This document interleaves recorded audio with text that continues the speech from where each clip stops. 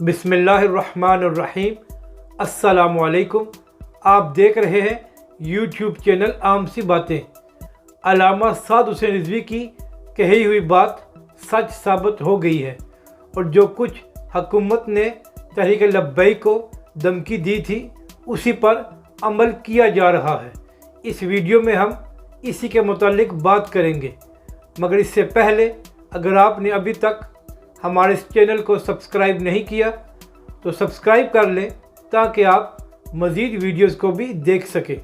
12 अप्रैल जिस दिन अल्लामा साद हुसैन रिजवी को गिरफ़्तार किया गया, इससे पहले हुकूमत की तरफ से तहरीक लब्बैक के कायदीन को बड़ी ऑफ़र्स और लालच दी गई कि आप अपने मौक़िफ़ से पीछे हट जाएं तो आपको बहुत कुछ दिया जाएगा। जब तहरीक लब्बैक और उसके कायदीन ने हुकूमत को साफ जवाब दे दिया तो उसके बाद हुकूमत ने तहरीक लब्बैक को धमकी दी और कहा कि हम आपको इतना थका देंगे कि बिलाखिर मजबूरन आपको हमारी बात माननी पड़ेगी।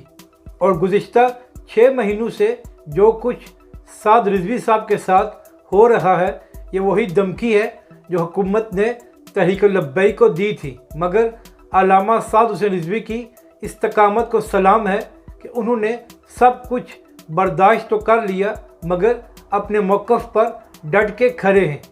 अपनी राय का ज़रूर इजहार करें कि आपको ये वीडियो कैसी लगी।